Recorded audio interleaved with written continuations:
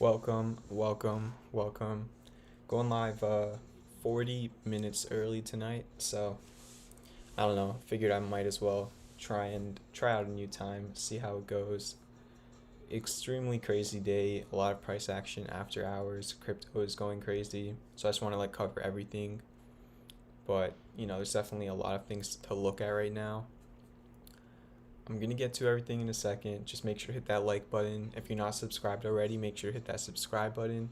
And if you want to send me a tip, that's the pinned comment in the chat. It should be right at the top of your chat. But yeah, crazy stuff going on around literally everything. To start it off, I am gonna go over Fisker. That's just how I've been starting off my streams. And basically, the story with Fisker was obviously the bullish butterfly. It ran up 100% after hitting the pattern completion zone of the bullish butterfly. Then it pulled back at 1821, which was the target of the bullish butterfly and the high from September 15th. So a lot of stuff that just led to finding resistance at 1821. Shay and I will look at LCA. Just give me some time to get there. But yeah, in terms of what's currently happening with Fisker, as I've been showing for a while now, it's just been in a range for the most part where you had the gap filled to 1546 that got filled today. This is nothing new. I've been going over it for a while now, but it finally did happen. And I'm gonna zoom in a little bit, look at the 1 hour. As you can see, there was a major resistance at 1750, which I also talked about on my Twitter, which is in the bottom left of your screen. And now what's currently happening is it's pretty much making its third leg of consolidation after a run up. So you had the first run, then you had a falling wedge, then you had the second one, then you kind of had like a channel or a pennant, and now you have the third one, which has been the longest consolidation period. So what's basically happening here is what is known as a right angled descending broadening wedge, which is a bullish pattern. I didn't really want to chart it until we got one more touch on the demand line. So as you can see, this was the first touch on the demand line. This was the second touch, and then this was the third touch that we got today. Once that occurred, I posted it on my Twitter and I said look for a bounce right here because the gap on the 4 hour did fill, and also you were at the demand line of this. So yeah, you have a bullish pattern. The breakout would be $17.50. It did bounce off of the area I've been talking about for a pretty long time now. So it's looking pretty good. You also have 1 hour hidden bullish divergence that has kind of turned into 1 hour classic bullish divergence. That doesn't happen all the time where you have hidden divergence turn into classic divergence, but it did happen here and it's a pretty good sign. You also have a little bit of hidden bullish divergence on the RSI, but that's just kind of weird. I'm not too worried about the 1 hour divergence. It's just not as reliable. But yeah, that is Fisker. It looks pretty decent. I'm going to move on to chat requests. So if you guys want me to look at something, drop it in the chat. Steven, thank you for the $10 donation. He said thanks for the Tilray tip.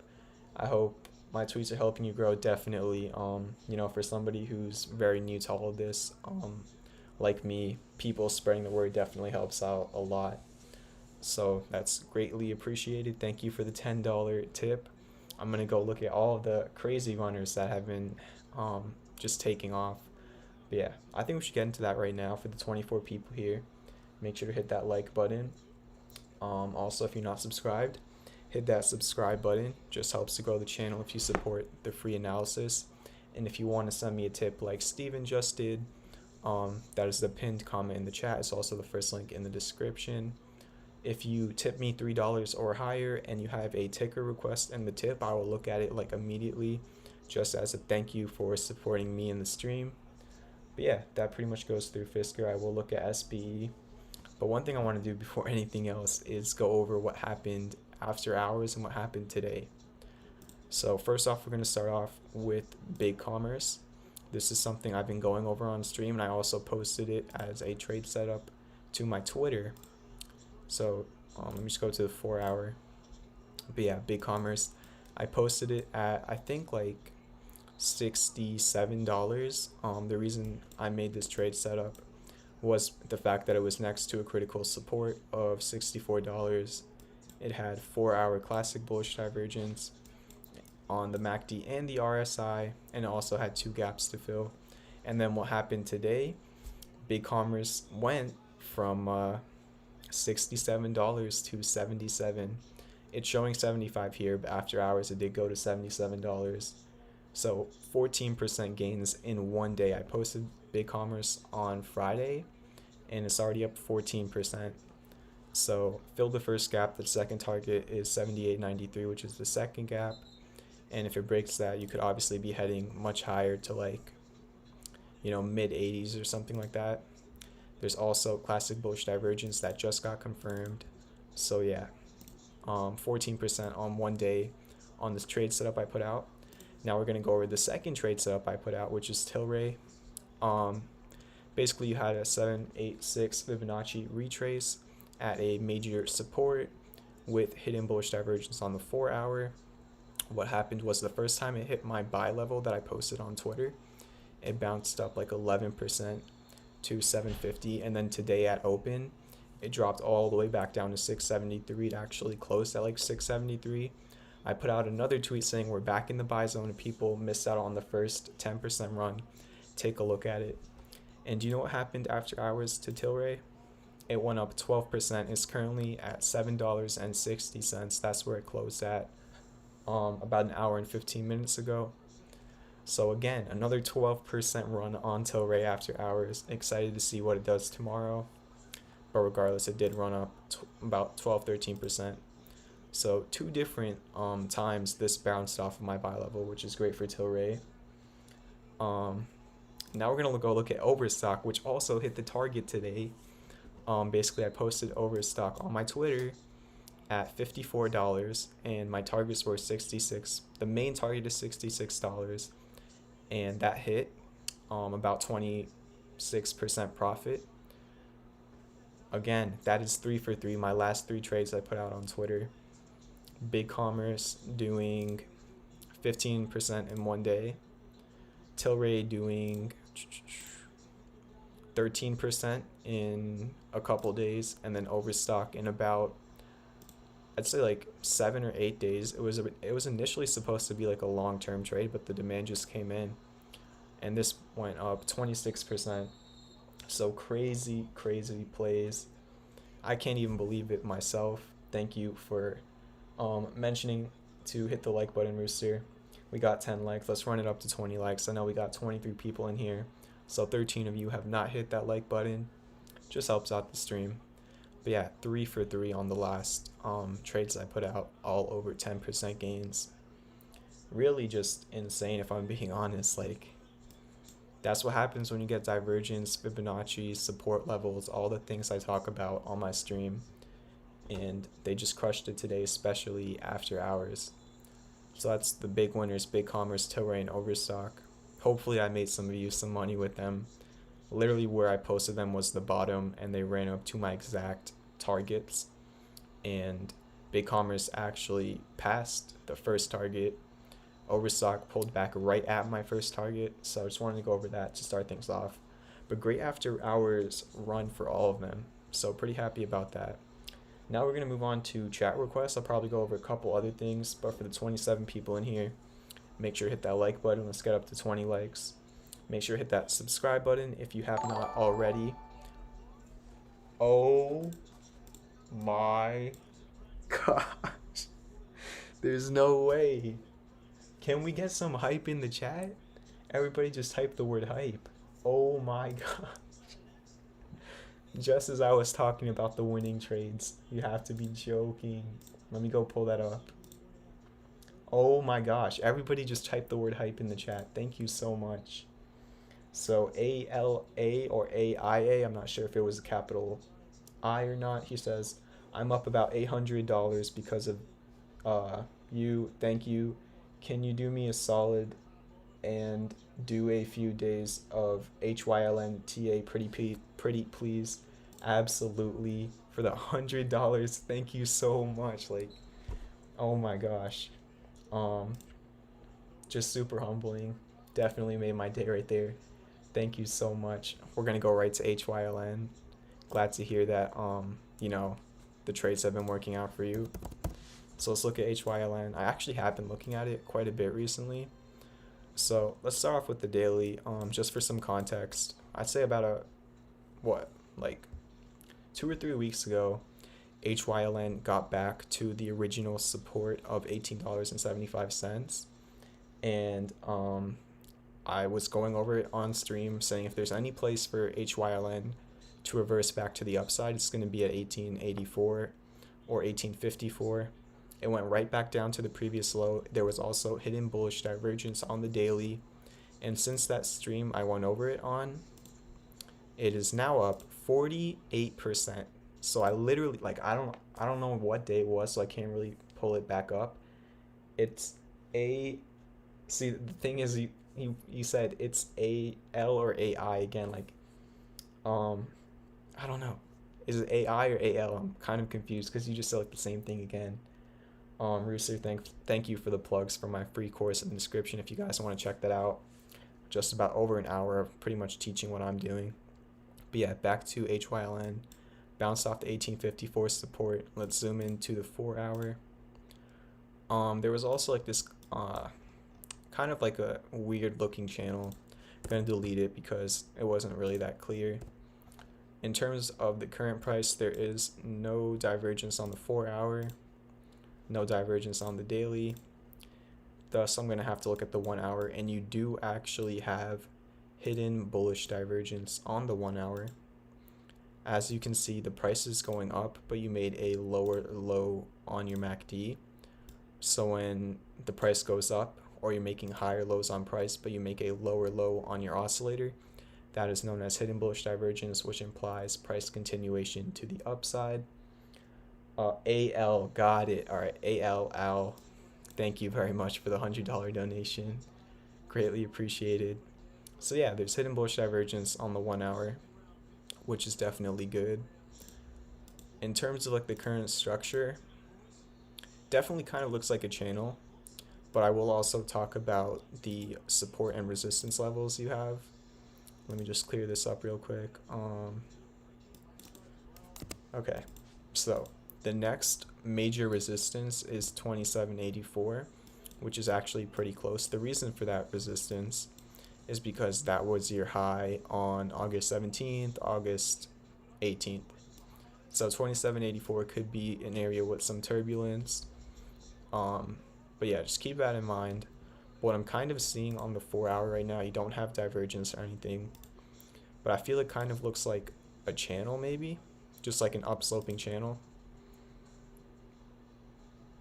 Kind of, I don't know, there's not really a good supply line. Maybe you could look at it like that, but then these candles are like sticking out of it. So yeah, there's not much of a pattern. There's no divergence or anything, so it's just kind of neutral right now. But I think what's going to happen in this area will be very telling. Basically, you're right under a pretty decent resistance. It could reverse at that resistance. If it breaks that resistance, whoa.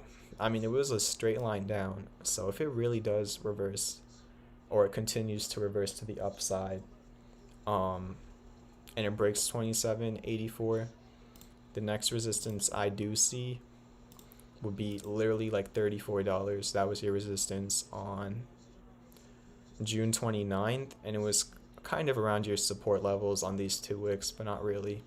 Wouldn't worry too much about that. And you also had a wick up to about that level on October 8th. So keep that in mind. Thank you for the subscription, Andrew. Really appreciate it. But yeah, we're at 19 likes. Can we get one more like to hit 20? Keep it going, guys. But that is HYLN. I will definitely monitor it over the course of the next few days, see how it reacts to this 2784 level. But thank you again very much for the very kind donation. I think we should move on to chat requests right now. So let's get started with let's take a look at space requested by Leo. So Virgin Galactic, traded this quite a bit myself. Have everything charted out already. Probably could just delete this because that's from the past. So what happened, just a really long channel occurred over the summer where your support was $15 and your resistance was 21. It just recently broke over 21, and there was also this supply line created, or that I created, and it broke over that as well. So truly the next resistance on space is like 27.57. It already broke out. This is probably not the place to be buying. I mean, you had literally months to buy it under $20. But of course, like, this is a very speculative fundamental play. If their business model does work out correctly, who knows what could happen. But yeah, I mean, the next major resistance is really 27.57. It could easily come and back test the breakout. No divergence on the 4-hour, and there is hidden bullish divergence on the daily. As you can see, you made a higher low on price, but you made a lower low on the MACD. So that could imply price continuation to the upside, but it's already been playing out. Like, you're already well into that run of hidden bullish divergence. Now let's take a look at JMIA from Print, the top donor in the stream. See what's up with that. JMIA is an interesting one. Kind of biting my tongue a little bit on it. Thank you for the subscription, Alexis. But yeah, let's take a look at JMIA. This is something that we'll go over it. We'll go over it if I can find it. All right. So JMIA is something I pretty much day traded. I don't remember when. It was right around here. So basically there was this massive sell-off right around earnings time, and there was a gap to fill. So I thought it could be a good day trade. I bought it at like $13. I sold it at like $14.50 or something.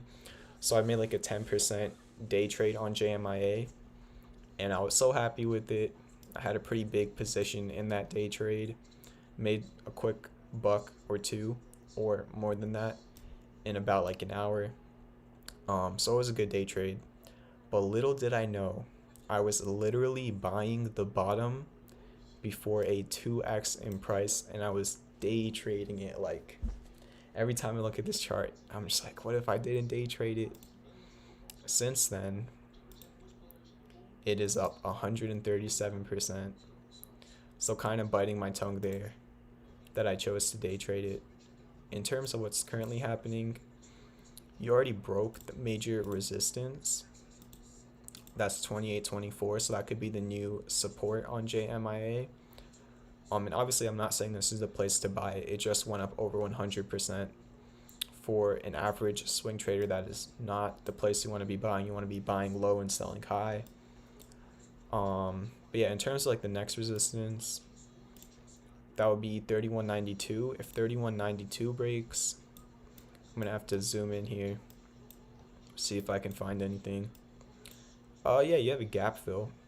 So then the target after 31.92 would be the gap fill to 37.58. So your support is 28.24. If it falls under 28.24, literally like run away, because there's no support under that until like, well, I'm trying to fix this, until like $19 or so. So if it falls under $28, definitely be careful. But if it can hold over 28, the next two targets would be $32 and 37.58. That is JMIA. Not Print, is all good. That was definitely my decision to day trade it. And of course, can't be too emotional over anything. There's always more opportunities, and I think you know very well about, for example, Tilray being up to, I think it went up like 10% after hours. BigCommerce just hit the target of the trade setup. Well, it hit the first target, and now it's halfway to the second target. And then Overstock literally hit the target. So of course, like, I missed out on that run, but I had 3 other really big winners, so I can't be too mad about it. Let's take a look at LCA. Shane did request that earlier in the stream. Then I will try to get to Piton, GMHI, which I believe had a good day today, if I'm not mistaken. I think that's the, I think it's the SPAC or something like that. I think I was looking at it like literally last night. Yeah, it literally pumped today. Somebody requested it last night, and there just wasn't enough data on the chart for TA to work. I do not think it pumped because of technical analysis. I think it pretty much just pumped because of how hot this sector currently is, which is like the EV and SPAC sector, which I do want to talk about in some point in the stream. I just put out a tweet about that sector actually. Let's take a look at LCA before we get to anything else, if I can find it. Again, guys, for the 27 people here, make sure to hit that like button. Let's run it up to 30 likes. If you want to tip me, that's the pinned comment in the chat. Just helps to support the stream. And if you're not subscribed already, you definitely should be for just free analysis. So here we got LCA. Upsloping channel. It's still in that upsloping channel. I've been talking about 1527 resistance for like a week now. I've had it charted for multiple weeks now. That was your high on July 21st, and it literally went up to about 1527 before pulling back to like the mid $14 range. So that is just an example of where a past resistance can become a current resistance. You're seeing it there yourselves. But yeah, let me just put up the brightness on my laptop. So now it's just back in the channel. It's right in the middle of the channel. There is a support at $14.30. That was your support on August 27th, and it was your resistance on October 9th. So it's just in between a resistance and a support. One thing I would say though is be careful, because there is a high chance of getting classic bearish divergence on the MACD, which pretty much means the price is going up, but the MACD is going down, which is not a good sign. It is implying buyer exhaustion, so do watch out for that. And if it doesn't have like a strong open tomorrow, that will probably become confirmed because it's just so close to turning red. That is LCA. Again, I just want to, I went live like half an hour early tonight, or 45 minutes early. So I'm just trying to have a nice, chill, potentially long stream. Might even break my stream record. So we'll see how it goes. Just in the mood for charting right now.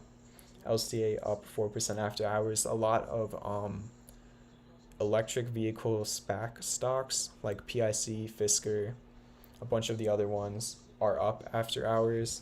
And then also weed stocks like CGC, ACB, Tilray, the one I put out a trade setup for literally today. A lot of those are definitely up after hours. Prince says, do you like XL Fleet, the company? Not really the stock, but the company itself. Absolutely. So I actually put out a tweet about PIC, which is the company that, or the SPAC that will be merged into XL Fleet. And I guess we could just look at PIC right now. But I do not think that PIC was initially a technical analysis type play. I think the real value in PIC currently, until there's more data on the chart, is just a fundamental play. I do think that their business model of converting combustion vehicles into electric vehicles, or partially electric vehicles, I'm not too sure on how it works. I do think that's a pretty good idea. And I currently own PIC. I bought it at like the lower $11 range. I've been charting PIC since it was $10 and just saying it needed to break the 200-day moving average, which at the time was $10.20. It was literally in that range for like weeks, and it broke that and it ran. But I think it is more of a fundamental play. Guy in hat, thank you for the $10 donation. He said, let me just look at my page. Good profits today, thanks. Can you check out IPOB? It's not another SPAC. Yeah, for sure. I could look at ICOB. Thank you again for the $10 donation. You said ICOB. Oh, IPOB. Typed that wrong. So yeah, let's take a look at IPOB. Just to finish off PIC, it has a rounding bottom. You can't call it a cup and handle yet because there is no handle, but it did run up to 1254 after hours. So after hours, it did break over the resistance line, but that needs to happen when the market's open for it to be confirmed. So we'll see tomorrow, but nice run after hours for sure. So now we're gonna take a look at IPOB from Guy in Hat. Thank you very much for the tip. He is saying it's Chumut's SPAC. So definitely interesting. I do think a lot of, I've definitely, he doesn't have like IPOA right? IPOC, right? Am I tripping? I don't know. There's like multiple variations of it. I don't know. But we'll get into this chart for sure. Um, Pretty interesting. No divergence or anything really. Look at the daily. Not much there either. I don't know. There's just not a lot to work with on this chart currently. Maybe it's like a ascending broadening wedge. I don't really know how that would look. Maybe something like this. Yeah, I think it is that. All right. Oh, that's actually like almost a perfect pattern. All right, something like that, right? Okay.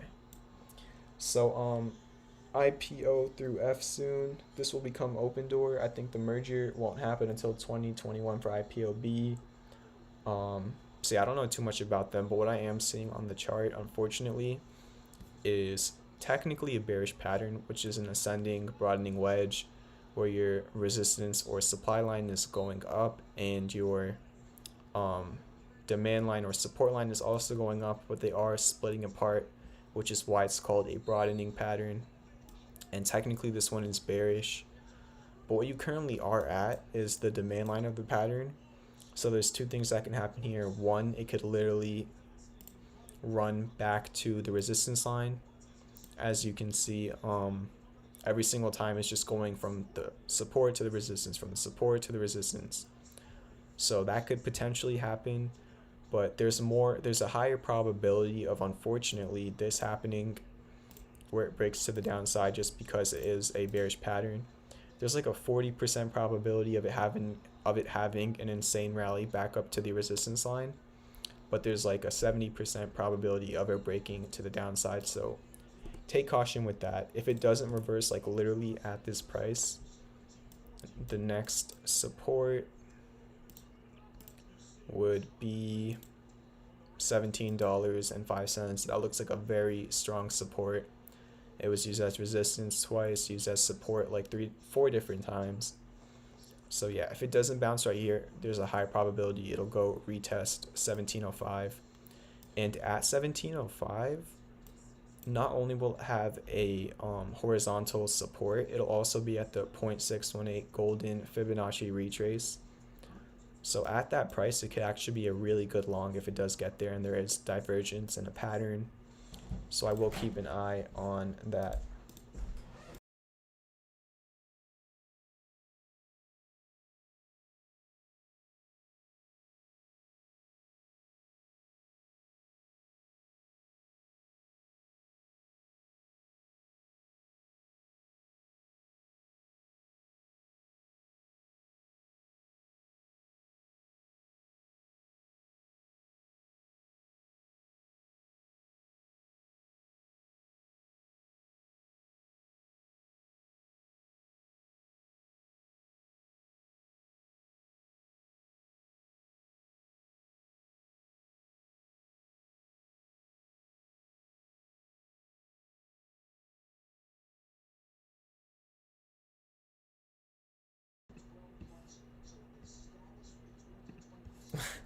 All right, guys, give me 1 second. So 2 things happened. One, my dad came in my room, and 2, my mouse stopped working, literally at the same exact time. So give me a second to fix it up. Just some things that popped up real quick.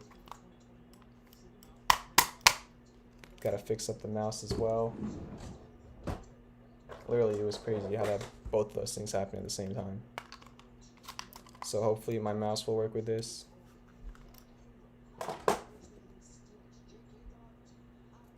That was funny, low key.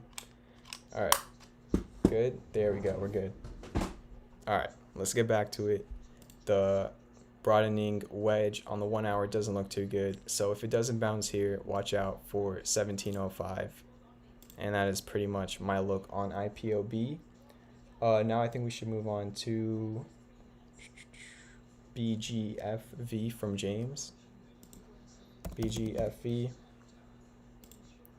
So let's see what's up with that. Probably gonna have to look at the daily here. and I feel like it kind of did break out. Looks like kind of like a cup and handle, but it's nothing perfect doing technical analysis. So that's what they call it these days. Shout out Rooster. Yeah, I don't know. This one's just a high flyer. There's not much to do here. 972 could be a support, and I don't know where to. I don't know. It's kind of weird. I'd say the next resistance would be 1291. That was your resistance over here. It was your support over here, and it was your support over here. So pretty much the only thing I can do here is support is $9.72, and resistance is 1291. So that is BGFV. Let's move on to we can take a look at Alibaba. I don't know what it did today, so have not looked at it. Pretty interesting. So basically the story with this was it had a channel, it broke out to the downside, it went down a pretty decent amount, and then it created on the daily, it had a bullish pin bar and a bullish engulfing candle, which are two reversal candles. I went over this on stream, I think on whatever day it was, so that was the 19th, so 4 days ago. So I went over on stream last week actually, and on, I think it was Friday, the bullish pin bar and the bullish engulfing candle played out. It broke over 265, and it's been running ever since. It did go up to 275. There's a gap to fill at 290. So your resistance is 290 and your support is 265. The reason I have 265 is because it was a resistance twice over here, and it was your support pretty much all throughout September. But that is Baba. Now we can take a look at THCB. See what's up with that. Again, for the 28 people here, thank you for 30 likes. Let's run it up to 40 likes. Make sure to hit that like button if you support the stream. Also, hit that subscribe button to help the channel grow. And if you want to send me a tip, it is the pinned comment in the chat. There's pretty much nothing I can do with this chart. Kind of looks like it's a SPAC with like the support at $10, and then it ran up like most of the SPACs are currently doing.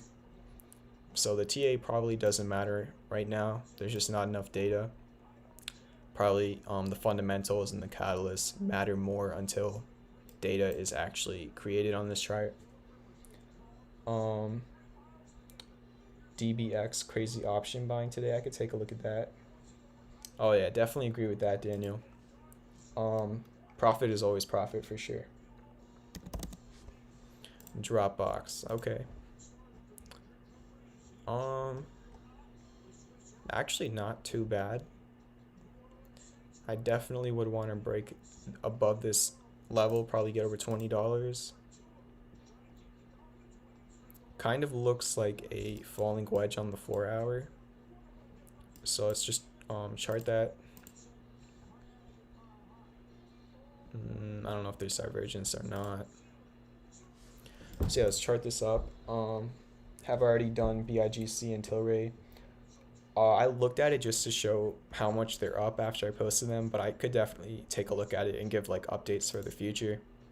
Not too complicated though. So I don't know, this is kind of like a weird looking pattern, I guess. It kind of looks like a falling wedge. Like, I don't know, there's just this big unfilled area right here. But let's say it is a falling wedge. Where the demand line looks pretty good, but the resistance line is kind of weird. Like, I don't know if the resistance would be like this, or if the resistance should be like that. Like, if you put it like this, you're technically like very close to breaking out. But if you make it like this, you still have some way to go. So I'm going to keep it conservative. And yeah, the way to target a falling wedge would be you go from the lowest point of the wedge to the highest point using Fibonacci. And your target for a textbook falling wedge would be the 50% retrace, which is 2063. And that actually perfectly lines up with the resistances from April and all throughout September and October. So if it does break out of this, pretty high probability that $20.63 at least would be next. There's still a gap fill at $22.97. So just keep that in mind, but it doesn't look too bad. No divergence on the 4-hour, and not much on the daily either. Yeah, just keep looking at this falling wedge. Not too bad. I will try to go over Palantir, Piton. Yeah, definitely a lot of tickers. I'll try and get through as many as I can. Dan did request BIGC and Tilray, so I'll try to look over those. So let's see what's up with my current trades. These were all posted on my Twitter. Over my camera's inverted, so it's like kind of weird. It's in the bottom left of your screen. It's where I posted all of these trades that I'm about to go over that are literally going crazy. So BigCommerce, the idea of this was the divergence on the 4-hour MACD and RSI next to a critical support, and there was 2 gaps to fill, already up 14% since I posted it on my Twitter.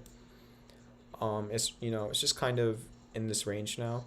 It filled the first gap at 71.90, and the second gap filled at 78.93. So you could definitely find support around like $72. And then the next like resistance or target would be the gap fill at 78.93. That is BigCommerce, but it's currently at $77 after hours. So it's like already really close to filling the second gap. Let's take a look at Tilray. It's not showing it here, but basically the idea of this was 4-hour hidden bullish divergence at a horizontal support with the 786 Fibonacci retrace. And what pretty much kind of happened on like the low time frame chart is a double bottom. So I literally put this out with the buy target of 673, and then it ran up 10% on Friday, and then today it pulled back all the way back down to 673. I put out another tweet saying there could be a double bottom on the low time frame charts at 673 if you missed out on the first 10% run. Definitely take a look at Tilray one more time. And what happened here was, it's not showing on my chart because it happened after hours, but it went up to $7.60 after hours, bouncing 13% off of 673 yet again. So not one but 2 times it bounced to over 10% off of my buy level, like literally right off of it, give or take a few cents. But that is Tilray. My first target for this is $8.40. That's probably where I'm going to sell the majority of my position, just because it was used as resistance so many times in July and in May. But I might leave a little bit of my position for this $9.61 gap fill. Not too sure if it will fill in the near future, but who knows, maybe it could eventually fill in the next couple months. But that is Tilray. Another one that hit the target was Overstock, posted it at 54, it went to 68. Perfect play over here with quadruple divergence and a falling wedge on the 4-hour. So let's go back to the chat requests. Let's take a look at OPTT. See what's up with that. Ocean Power Technologies. Daily looks pretty decent. There is hidden bullish divergence on the daily chart, which means you made a lower low on the MACD, but you made a higher low on price. So that does look pretty good on the daily. You also have hidden bullish divergence on the 4-hour MACD. So not too bad. Let's see what Fibonacci retrace it bounced off of. Looks like it was pretty much in the golden zone between 0.618 and 786. So yeah, maybe even if I look at the 1-hour, it could kind of look like a cup and handle. Oh, that is perfect on the 1-hour. Cup and handle on the 1-hour with divergence on the 4-hour and daily. This chart is looking pretty good if I'm being honest. Don't mind my drawing, I'm just trying to get the point across. But pretty good. Bullish pattern on the 1-hour. Obviously, the drawing is terrible, but you get the point. Where you have a rounding bottom and then like a flag afterwards. The neckline of the cup and handle has not been broken yet. I would say that would probably, it's just kind of weird.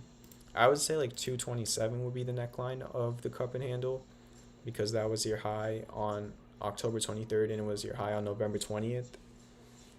So if it can break 227 with the divergence with the cup and handle, the next target would probably be,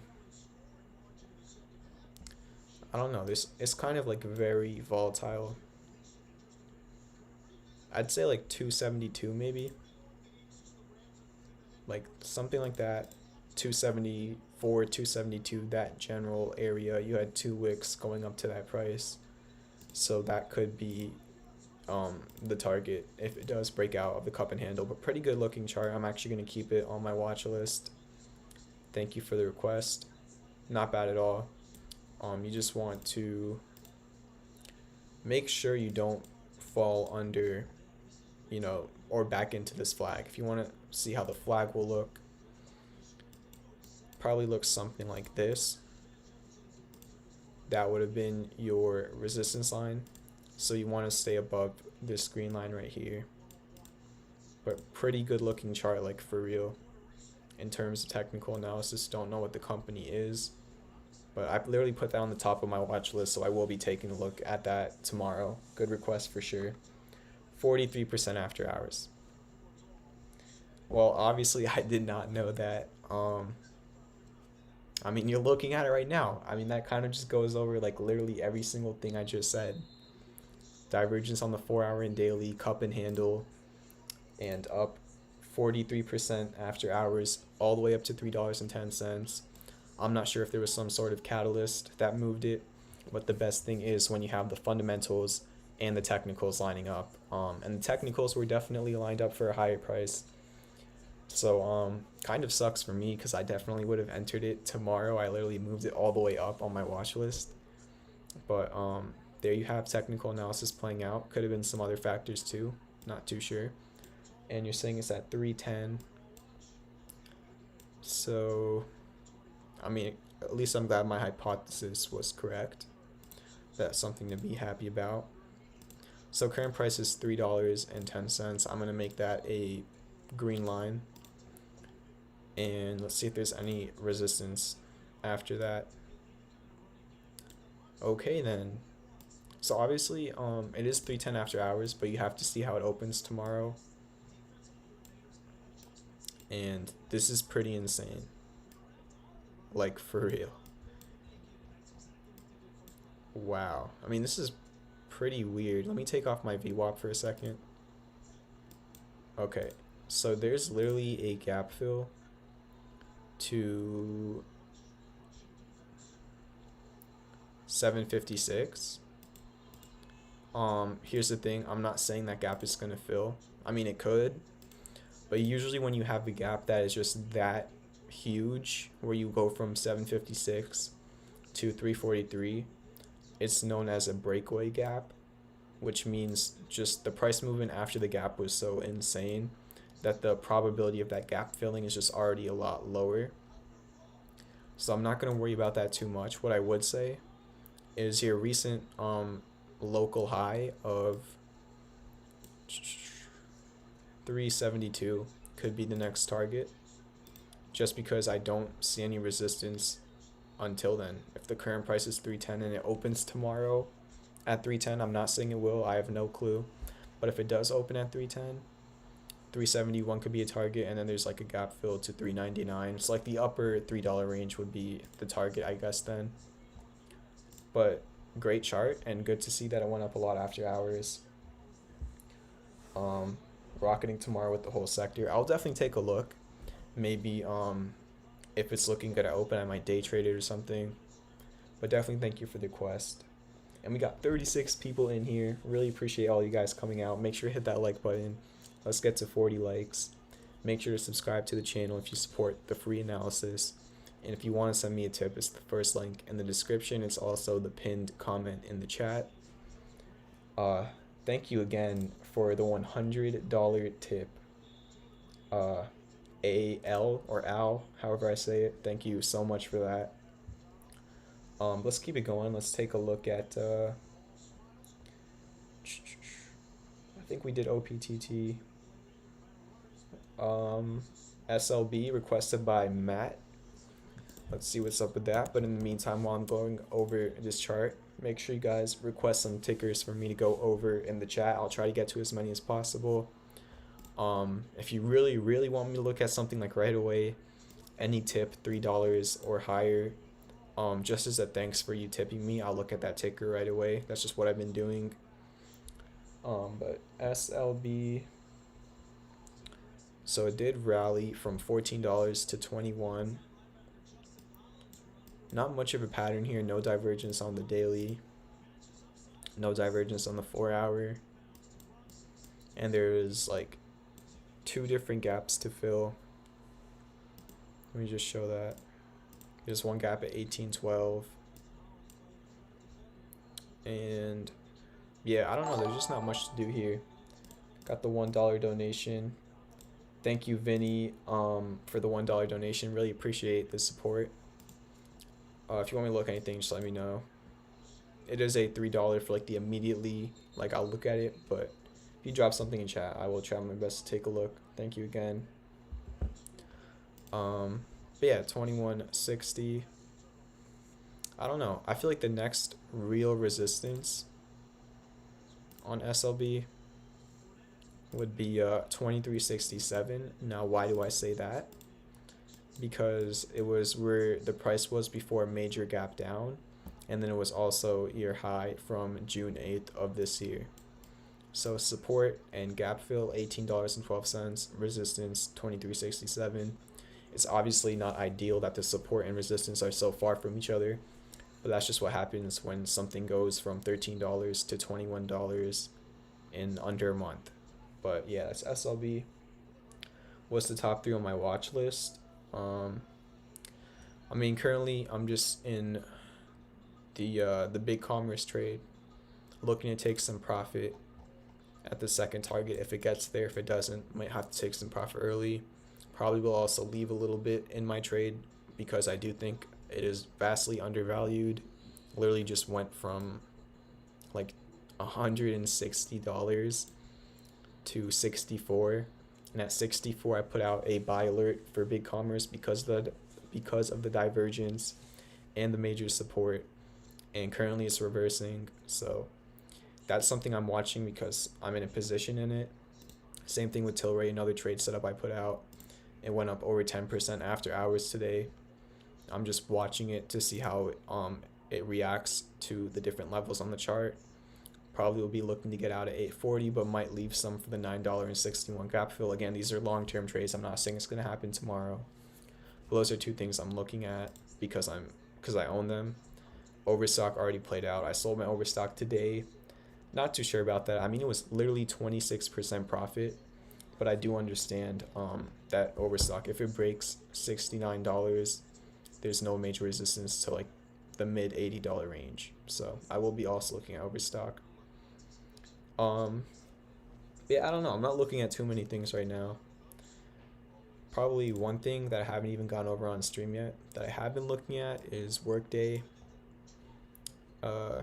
It's all right. Not much divergence. It's in like a pennant. It could bounce off of this demand line, but it has to get back over 210. I'm currently in a crypto, which has an inverse head and shoulders. I'm up like, I think like 8% in like 2 hours on this, so pretty hyped about that. In terms of other things, I don't know. I haven't really done too much scanning. Currently, I've just been looking at the trades I already did put out, make sure I'm updating them and monitoring them. Probably will run through a bunch of new tickers tomorrow. And then another thing I'm actually looking at is CODX, which, obviously I haven't posted CODX and I have not posted Workday because although they have pretty decent patterns and they're at support lines, there's just no divergence, and I just want to see how the price reacts to these demand lines. I really want to make sure that I'm putting out the best trades possible on Twitter. So I just want some more confirmation on these charts before I put them out. But since you asked, I guess I could show CODX and what was the other one? Workday. Yeah, just two things I'm looking at. I don't own them. Maybe I will buy them if they create some divergence or something. But yeah, just kind of like a megaphone pattern here. It could bounce at this demand line. Hope that answers your question. I feel like a lot of streamers and stuff are very like weird about stuff like that. I have no issue, talking about what I'm looking at. I'm not telling anyone to buy it. I always talk about risk management. I have a disclaimer in the description. So I'm just giving my personal opinion on the markets and stuff. And we'll see how it goes. It's just all probability and stuff like that. Yeah, hopefully that answers your question pretty thoroughly. TTCF, definitely could take a look at that. We'll also look at Rocket. I think we'll start off with Rocket. See what's up with that. If I can find it. Alright, so Rocket. Interesting one. It had a fake out, which has a low probability of occurring. Basically, it broke out and it just didn't get to the next resistance. It just pulled back. Not too sure why, but it happens. This is why I always say nothing is ever certain. Although we did have BIGC, Tilray, Overstock, PIC, Fisker, and dozens of others play out literally perfectly and hitting my targets. This is just one of the examples of what I always warn about, the fact that nothing is ever certain. There was a high probability that if it broke out, it could go to 24, but it didn't, which is completely fine. That happens, and you always have to be prepared for any scenario. But yeah, now it's just kind of back in the falling wedge. And I did warn about it. I have been warning about Rocket. I literally warned about it like when it was at this price. And why did I warn about it when it was already broken out? Because I noticed that there was hidden bullish or hidden bearish divergence on the daily, which means you made a lower high on price, but you made a higher high on the MACD and the RSI. So literally when the price was 23 and it was $2 away from hitting the target of the trade, on stream I said, take caution because there's hidden bearish divergence on the daily. I mean, up until that point, I posted it at 1985 and it went up to 23. So it went up 16%. If somebody wanted to take profit, of course they could have. That was a very good run. And then divergence got created. So you always have to be fluid. You have to be adaptable. And you have to be reactive. And that's what I did when I showed this on stream and I put out a warning. And that's Rocket. It's back at $20, which is like a mini support from the end of September, beginning of October. But yeah, I don't know. I'm just not too concerned with it right now because there is hidden bearish divergence on the daily. So if it doesn't literally bounce tomorrow at $20, that will probably get confirmed and the MACD will go to red. So like, on Rocket, tomorrow morning it needs to step up and have a big bounce. Otherwise, it could be headed back down to the demand line of the falling wedge. But that is Rocket. Sure, we can take a look at PLTR. Definitely can do that. Had a big day today, no? Yeah, up 16%. So the story with PLTR was I went over it on stream. The price was $16. I said two things could happen. Because it was an ascending triangle, which is a bullish pattern, I said scenario 1, which is a little bit lower of a probability, it comes back down to test the upsloping demand line. Or scenario 2, it breaks $16. And I literally said if it breaks 16, it's probably going to go to 1865 very fast, because that is where your golden ratio is, the 1618. If you don't know what the golden ratio is, that's like a Fibonacci extension. It's seen all throughout the universe in like galaxies, human anatomy, and it can also be used in trading, and it works very, very well. As you can see, once you broke 16, you went right to 1865, which was your 1618, and you found resistance there for a few days, and then you eventually broke it. And what happened after you broke the 1618? You went to the 2618 and you pulled back at the 2618. So currently all the Fibonacci extensions on PLTR are acting as resistances. They could be reversal points, but if you break them, there's a decent probability of going to the next one. So if 2128 breaks, which definitely could be hard because this thing went from $9 or so to 21 very fast, so it could be hard to break 21, but it is going parabolic. And if it continues to go parabolic, the next place where you could see resistance is $24, which is the 3618. So again, you saw resistance at the first golden ratio. You're currently seeing a pullback at the second golden ratio. So just keep all these resistances in mind. And yeah, that's PLTR. The support would be 1865, which was your previous resistance. You could get a support resistance flip. So yeah, support 1865, resistance 21 and 24.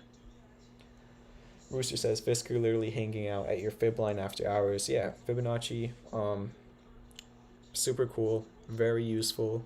Don't use it by itself. Use it alongside other things. I'm using this Fibonacci alongside the ascending triangle breakout. You know what I'm saying? But obviously there's no past data here, so what else? There's no resistance for me to look at. So the only thing I can look at is Fibonacci and the oscillators, and there's just not much info on the oscillators. So yeah, if you want to learn about Fibonacci, it's course video number 4 on my channel. The link for that is in the description. Thank you guys for 42 likes. Maybe we could run it up to 50 likes. I don't know. I don't know if we have the power to do it. It's gonna be hard to get 8 more likes. We'll have to see. We're gonna put you guys to the test. 30 people in here. There's a good chance that 8 of you have not hit the like button. So if you support the free analysis and you didn't hit the like button, come on, just tap that like button. And if you're not subscribed already, hit that subscribe button. 44 likes, 6 more away. And if you want to send me a tip, it's the pinned comment in the chat. But that's PLTR. We can look at TTCF. Daniel, sure, had a pretty good day today. Went up about 10%, and I've been talking about this for a while. I said it literally needed a Hail Mary because it needed to get over 1606. I literally said if it spent a lot of time under 1606, that the next major support was 1357. So for people that were bullish on TTCF, this literally needed to happen. So it literally got saved today with breaking back above 1606. There was also the 200-day moving average, which it bounced off of, which I talked about last night on stream. So yeah, I mean, it filled the gap to 1671, had a pretty decent candle. So now the support is still 1606. You do not want to fall under 1606 for too long. And the next resistance is $20. So yeah, $20 was your resistance on June 17th, and it was your support on September 8th. Also kind of your resistance on October 27th. So if you stay above 1606 long enough, you could easily see $20. If you fall back down to under 1606, be careful. Just the critical level on this chart is $16. So use that however you want to. 3 more likes to get to 50. Can we do it? Let's see what else we should look at.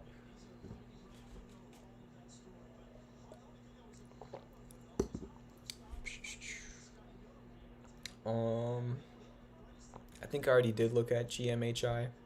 Yeah, I did. Basically what I was saying is there's just not enough data for me to use technical analysis on this chart right now. The real play right now is the catalyst and the fundamentals. And obviously it ran up like a lot of other SPACs did today. I'm pretty sure this is a SPAC. I think we confirmed that last night on stream. I asked you guys and then somebody said it was. So I had a crazy run today. I don't think it was because of technical analysis. It did break the 200-day moving average, kind of like how PIC did. But I think it's just more of like how hot the sector is right now. I don't think it's because of technical analysis. But yeah, there's just really nothing for me to do here. It's like a straight line down and a straight line up. Just can't really give you a high probability edge using that. I could definitely take a look at Ethereum. I did look at Ethereum last night, and it did what I was hoping for it to do. So let's look for Ethereum. All right, so Ethereum, basically the resistance was $600 because it was the golden ratio. And it was also kind of like a very mini resistance from June of 2018, and it just broke $600. So literally the next resistance is like $770 on Ethereum. Obviously, this is not the place to buy. The place to buy was way down here when it was accumulating for so long. If you want like a value buy, I'm not saying it can't go much higher. It can go much higher. I'm just saying for, the buy low, sell high idea, that was the area to do it. But yeah, I mean, it broke out. Next real resistance is around like $770. But what could prevent it from going to 770 is if Bitcoin pulls back. Bitcoin is currently right around the major resistance of the previous all-time high. So if Bitcoin can stay afloat, Ethereum has a good chance of continuing to run up. If Bitcoin pulls back, Ethereum will probably dump. That's just how crypto works. Whatever Bitcoin does, the rest pretty much follow. So yeah, that is Ethereum. Again, I didn't post any trade setup for Ethereum, but on Friday on my Twitter, I posted ETHE, which is like a stock for Ethereum. It's basically like an ETF that tracks Ethereum. And I think it was just at a much better value price than actually buying Ethereum. So I literally put out a tweet on Friday saying, take a look at this. And it went up 26% today because Ethereum ran up over the weekend, broke the $89 resistance. So that's ETHE. It's not available on every stockbroker, but it's available on some. It was available for me on TD Ameritrade, so I literally deposited money into my account so I could buy this on Friday. And then TD Ameritrade has terrible buying power delays where like you deposit money and you can buy certain stocks with that money you deposited, but then other ETFs and stocks, they don't let you buy with that. So I literally deposited money to my account and I couldn't even buy it, so I was kind of mad about that. And then it went up 26% today. Like I was literally trying to buy it, TD did not let me buy it, but it is what it is. We made profits on Overstock, we made profits on BigCommerce, we made profits on Piton, Beyond, Cryptos, and what's the other one? Tilray, up 12% after hours, something like that. But that is Ethereum. Can I check gold? It's been falling lately. I think gold is XA. Is it XAU? No. Gold. XAU, XAG. What's the ticker for gold? Isn't it XAU? I feel like it is XAU. But that's the gold and silver sector. XAU USD. This just says gold. I think this is gold. Sure, we can take a look at gold. You need to be managing that cash balance for sure. Did I sell everything on Piton? Oh, I got stopped out of Piton. I've been talking about it on stream for a long time.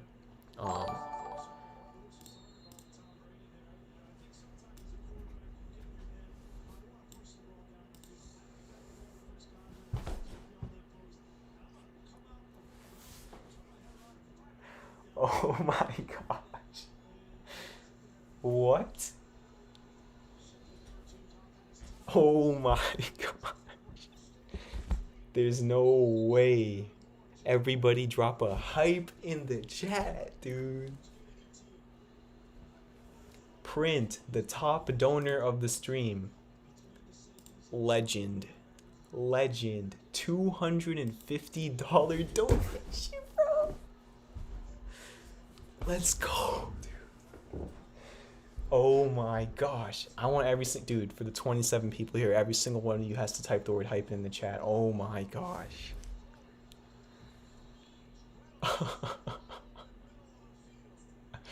Print, you are a legend. I can't believe it. Gotta keep you motivated to help us all out. Oh, you're definitely keeping me motivated. That is, oh my god. Print, thank you so much. For real. Like, literally, whenever you want a ticker, I'm just gonna look at it because you are the best. Like, thank you so much, Print. That is, beyond kind. That is, just unbelievable. I would have never thought that, a month ago when I was starting up streaming, I literally had like 200 subscribers. I'd get like on my first streams, I'd have like 5 people on the stream. Um, and I just would have never expected I'd have 30 people concurrently. I'd have 51 likes on my stream. I'd have a $250 donation from a very kind person. I'd have over 600 subscribers. Like, you guys are really the best. Could not be in the position I am without you guys, so thank you so much. I truly do think this is like the best trading community on YouTube and Twitter. Obviously, I'm just doing this all for free to help people out. And when things like that happen, it just really humbles me and it just makes me so happy. So thank you so much, Print. Appreciate it more than you know. And just thank you. I don't know how many times I'm gonna say thank you, but that was really big. So one more time, thank you. Really appreciate it. But yeah, let's get to gold. If you want me to look at something, Print, drop it in the chat, and I'll look at as many tickers as you want me to look at. But thank you so much, for real. Here we have gold. I just can't stop smiling. That was so lit. I think I was talking about Piton and then I'll get to gold. So just look at Piton. I put out a trade setup on my Twitter for Piton with a buy of $100. And then I'll take accountability. My stop loss for the trade was way too tight. It was $98. Only a 2% stop loss, which is disgusting. That was way too tight. I'll definitely be accountable for that. 2% loss. When we have, over a dozen trades going over 10%, who cares about 2% loss? But even if so, it closed the day over $100, and that same exact night on stream that it closed over 100, I literally said, technically the support was never breached because you did close the daily candle over 100. And technically, if you didn't get stopped out, or even if you did get stopped out and you re-entered because it got back over 100, the trade was still fine. There's still classic bullish divergence on the 4-hour. On the daily, I think it is literally inches away from confirming hidden bullish divergence on the RSI and on the MACD. So it still looks fine. There's a gap fill to 122. The local support is 108, which was your support on October 30th. And it was also your resistance like last week or the end of the week before. So yeah, it still looks fine. That one morning where it just decided to drop like 10% out of nowhere and then rally back up, obviously was not optimal. But 1 out of 4 times the stop loss could screw you over, but the other 3 out of 4 times it can save you from taking on a huge loss. It's just a part of the game, and you just have to be adaptable, like I said before. I should have re-entered on Piton, but I took on another trade at the time that also gave me over 10% profit. So it is what it is, just part of the game. But that is Piton. I will go back to gold. So where's gold at? Right here. I don't think I've ever charted gold before, so this will be interesting. Kind of looks like just like a really weird falling wedge, but I think it lines up. Oh yeah, the demand line lines up perfectly, so this probably will look better on the daily chart. Yeah, for sure. Okay, so on the daily, gold is just currently in a falling wedge. Kind of weird place to have a falling wedge after an insane rally in the first half of the year. Like literally insane rally after the COVID crash. But yeah, this is your demand line, that's your supply line. Falling wedge, don't want to overcomplicate it too much. No divergence on the daily, and no divergence on the 4-hour, so it's just in a falling wedge. Bullish continuation pattern at the support line. Pretty high probability of it bouncing right here.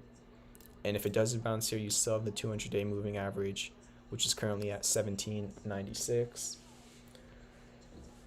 But yeah, Dan, it was the HYLN.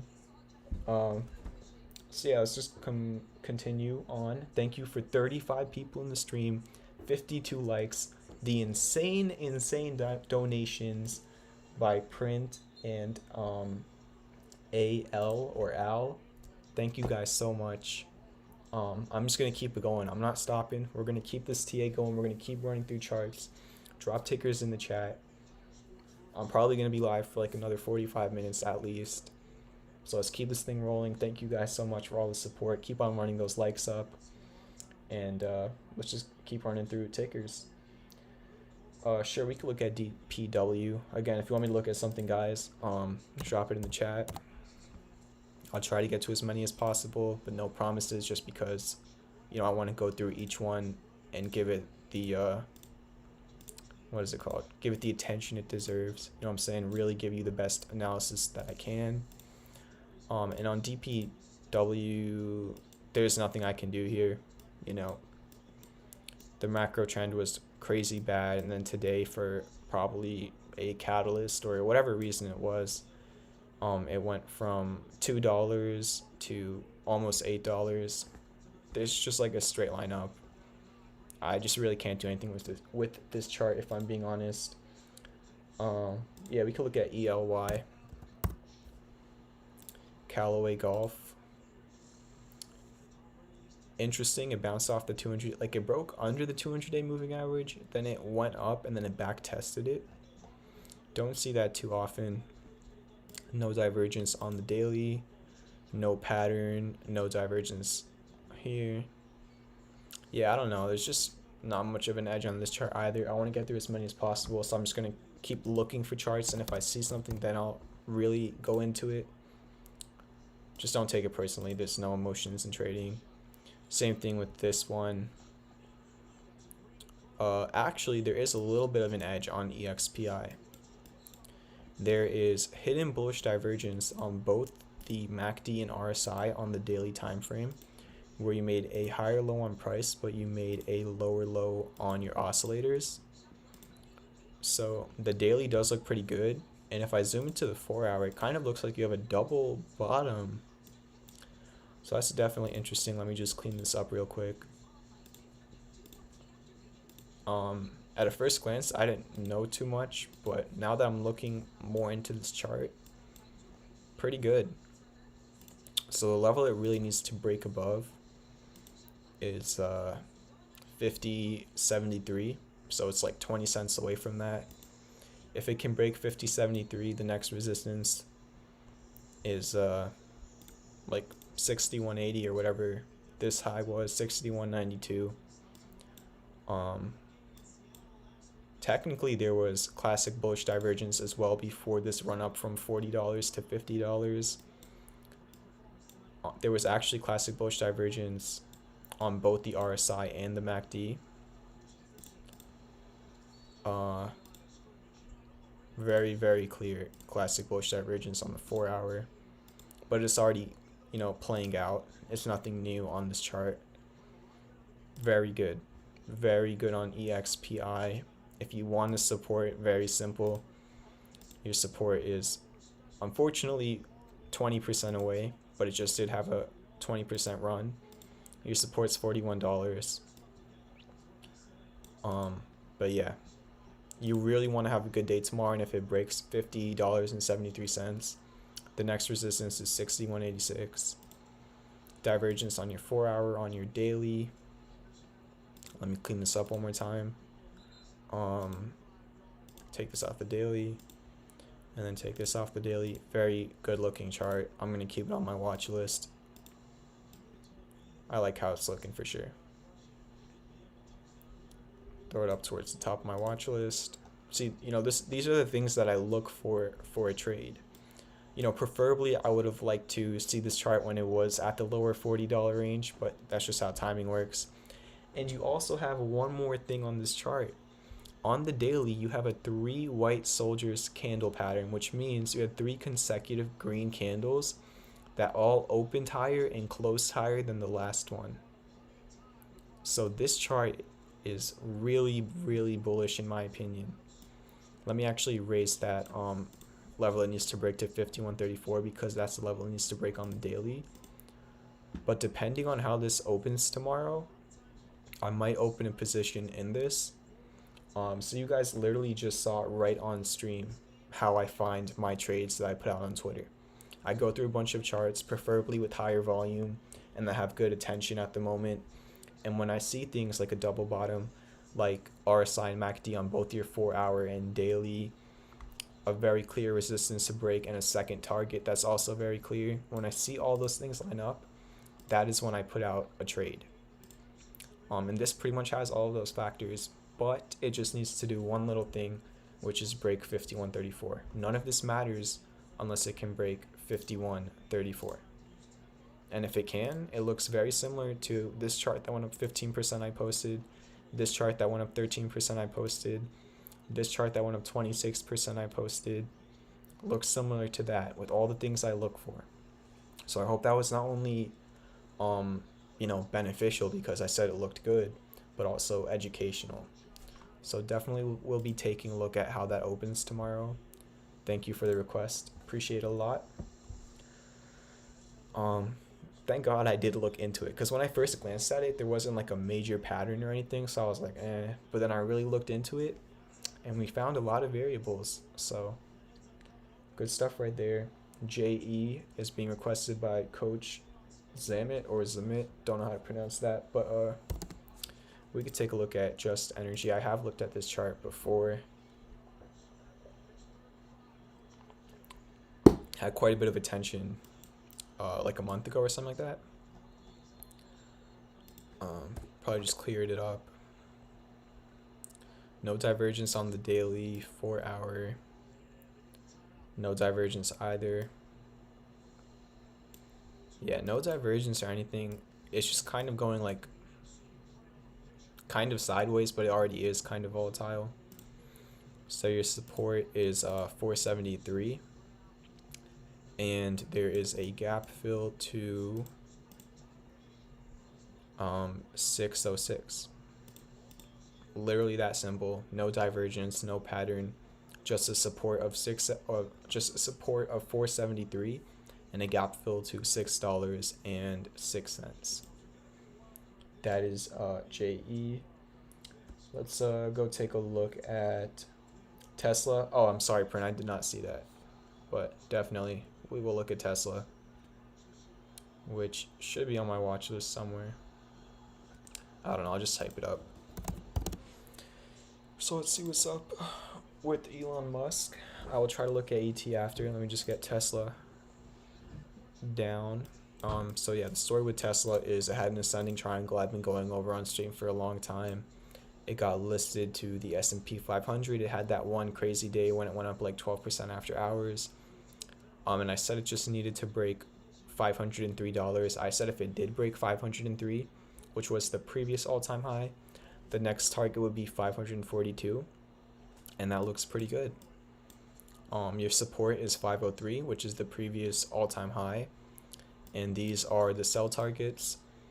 The 542 could happen in the short term, but obviously the 600 and the 634 could take a long time to get there, and a lot could change by that time. The whole entire market could look different. There could be issues with Tesla. So obviously don't think about those too much right now. You got to get to 542 first. But it broke all-time highs with an ascending triangle, which is a bullish continuation pattern where you have an upsloping support line and you have a sell wall. The sell wall here was 465. Once that broke, you went and tested the previous all-time high. You saw resistance there for like 2 days. And then literally today, with a lot of other electric vehicle companies, had a nice run, reached a new all-time high, and the next target is the 2618 at $543 or so. But yeah, that is Tesla. It could easily back test this breakout. It could come back down to 503. If it does, I might take a long there, or like a low position long. I don't know. It's just like there is a lot more opportunities that have more value, and like why would I buy Tesla now when realistically I could have bought it literally any time in history and made money off of it. Like I feel like I missed out on the Tesla run, and that's completely fine. I mean, for the most part, I've only been trading for like 6 months, and it has ran crazy in the last 6 months. I've just been looking at other things for whatever reason. But it's a crazy stock. They're a crazy company. They have a crazy CEO. Well, I don't know if Elon Musk is the CEO. I think he has some issues with the SEC or something. I don't know what his current position at Tesla is, but obviously he's running the things, pulling the strings. But that is Tesla. Yeah, not too bad. Just it is like a few percent away from a major support, so there is a few percent of risk for sure. But the macro trend is still in a parabolic run. Um, yeah, Tesla has crossed the resistance for sure. Thank you guys for 54 likes. Let's keep it going. In your opinion, is electric vehicles a bubble? I literally put out a tweet about this like 20 minutes before I went live. Let me read what I said on my tweet. So like I literally said yes. And let me rephrase myself. I don't know if that's the right word to say, but what I said on Twitter was, we are witnessing yet another bubble. Many of these EV companies have overpriced cars with literally terrible specs and terrible design, or they don't have a physical product. Nicola. Of course, the short term gains are great, which we saw today and in the last couple of weeks, but don't get pulled under the rug. So, what do I mean by that? Pretty much all of the electric vehicles, except for Fisker, are having insane runs right now. And a lot of people are just buying these companies because they're electric vehicle companies, and that is the hot sector right now, which is something I did think could happen if Biden won, because he does want to create a lot of new jobs in that industry. He wants to implement 50 million charging stations. He wants to give tax incentives to electric vehicle companies, and he is very supportive of environmental policies. So I figured, and a lot of, I'm not saying I called it or anything like that. Most people figured a Biden win would be good for electric vehicles, and it was, and it has been. But you have to remember, like, some of these companies are up like 3 to 4x in a very short amount of time, and that's a bubble. And the thing about bubbles is people want to ignore the bubble just because they're seeing things go up 40% in a day, and people want to ignore it. And people did that with, for example, the weed bubble. People ignored it. They said it wasn't a bubble. Let's look at Tilray. Tilray went from $21 to $300, and people were so hyped up and they had FOMO and stuff, but it was a bubble. Same thing happened to a bunch of other weed stocks like CGC, ACB, a bunch that I can't even remember. Same thing happened with crypto in 2018, but I think crypto is in a very new stage right now, so I'm not calling crypto currently a bubble. Of course, crypto could have a pullback. I don't want to go too much into that right now. But the thing about bubbles is most people don't think about them as bubbles until it's too late, because that's just what the market does to you when you see things going up so much. So I'm not saying to go short on anything. I'm not saying to not buy anything. I'm not giving you any recommendations. I'm just telling you to take caution, simply because the one thing I can say for certain is not all of these companies, not all of these electric vehicle companies that are running up 40% in a day are going to stay this high. A lot of them are going to dump. That's just what happens in every bubble. There's just too much money coming in too fast, and at some point, people are going to not only take profits but realize that the stock price is way overvalued. For example, I don't know the exact name, and one of the YouTubers I watch, his name is The Stock Watch. He basically said or showed multiple of a bunch of these EV companies. They have cars, right? And they're selling them for $30,000, and the top speed on these cars that they're selling is 70 miles per hour, and it takes like 10 seconds to go from 0 to 60. Like they're selling an overpriced, terrible car that does not drive well, and that also looks terrible. Like if you look at some of these cars, they look so ugly. I can't pull it up right now, but just do your own research. Like some of these companies are just, it's a bubble. But at the same time, there is outliers. There definitely is outliers in most bubbles, and there is good electric vehicle companies, and I do think at the same time that electric vehicles are the future. I just don't think a lot of these electric vehicle stocks will sustain these prices. Some of them definitely will, but all of them won't. So what I'm trying to tell you guys, just don't go and blindly buy electric vehicles. Really look into the companies that you're buying and go for value in the long term. If you really want to make that sustained longevity in profit. You know what I'm saying? Don't have FOMO and stuff. And if you really do have FOMO, just set your stop losses. Just manage your risk and be careful, because at some point, these crazy runs are not going to continue. I don't know when that is. There's no way to know when that is. But just pick and choose. For example, this is my personal opinion. I could literally be wrong. Two companies I have done research on that I think are outliers are Fisker and PIC, which will become XL Fleet. Now, why do I think that? Fisker. If you want to know why I think Fisker is not part of the bubble, I have literally 2 videos on my channel that are 30 minutes long about me doing a research on Fisker and breaking down the whole entire company fundamentally and technically. Like, if you look at my last Fisker breakdown video, let me try and pull it up. If you look at my last Fisker breakdown video, when I made that video, the price of Fisker was $8.96. I'm not even joking. Go to my channel and look for the Fisker stock breakdown video.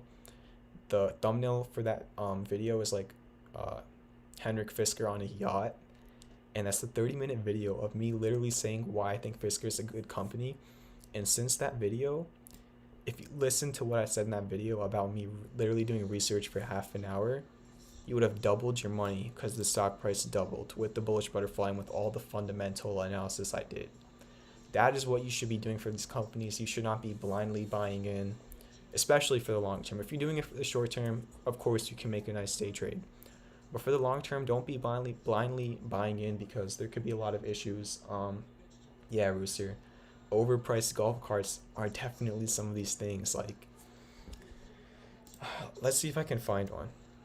I'm just gonna search up a new electric vehicle. I'm trying to look for there's this one vehicle that just looks so bad, dude. I don't know if their business is gonna fail or not, but it just looks so bad. Like, I don't know, maybe I should pull up the stock watch's last video. I feel like it's just gonna take too long, but you get the point. I don't want to keep on going on this rant. Hopefully I can just is it Solo? You guys are saying Solo? Let me look up the Solo car. Oh yeah. It's the Solo car. Okay, let's take a look at this. You guys probably can't see it that well. Can you guys see it well? I don't want to drag my whole entire browser onto my screen. Hopefully you guys can like put your face in the screen and see, like, what is this? It's literally like an egg. Like, who is realistically going to be driving this car? Like, what? I don't know, man. Like, I'm not saying Solo is going to be one of the ones that fails, because I haven't done my research on Solo, so I don't know. But it literally looks like an egg in the form of a car. And just a lot of those cars literally look like that. Like, they literally look like a golf cart that's worth $30,000 that has terrible specs, and the stock price is overvalued. It's interesting. Okay, I think it is a bubble, but I do think there's outliers. So that's my thoughts on that. That was like a 10-minute rant. Hopefully it helped out. 40 concurrent viewers in the stream at 10:37. Thank you guys very much. For the new people joining in, we've just been going through tickers. I just had a little rant on the electric vehicle sector. Just giving some warnings, but at the same time realizing that there will be outliers to the bubble. There will be companies that come out of this bubble and really show good progress, because I do think 10 years in the future, electric vehicles will have a very big part of the automobile industry. I mean, you just look at California, that's literally making laws forcing only electric vehicles to be on the road in like a couple of decades. I don't remember the exact year. You have China. You have just a bunch of things leading towards the major adoption of electric vehicles like a decade later. I'm not saying it's going to happen next year, but there is some crappy companies that are going up way too fast, way too quick, that I do think will pull back. But that's EVs. It's literally the title of this stream, so I think that rant was long overdue. Oh my gosh. I'm gonna look at the chat in a second, but the crypto I own is up 10% since I bought it. Like, I literally bought it 20 minutes before I went live. So yeah, pretty hype. It had an inverse head and shoulders, classic bullish divergence. It broke the 736 resistance, and I'm hype. It's up 9%, man. I'm getting some profits. Shout out to Band USD. Literally only using it for trading. I do not think it's a great company or anything like that. It's literally a cryptocurrency, a small cap. I'm just literally using it to trade. So I'm not telling anyone to buy this right now. That's just my personal thing that I did at a lower price. DI, you're trying to buy Band right now. Again, I'm not saying to buy right now. It just ran up from $4 to $8. Again, buy low, sell high. You know what I'm saying? Because you might buy right now and it might pull back to 736. Of course, the next real resistance is 946, but again, if you don't buy a trade at the good entry price, it just messes up your reward to risk. Like for example, let me show this to you real quick. So I'll just show you where I bought it, and then I can show you what buying it right now would look like. And I'm not trying to call out DI or anything like that. I'm just saying just for educational purposes, right? So personally, I bought Band at like 713, and this is my target, okay? And I'm willing to risk about 4% on this trade. So I entered it here, and my reward to risk ratio is 7.5. My reward is 7.5 times higher than my risk.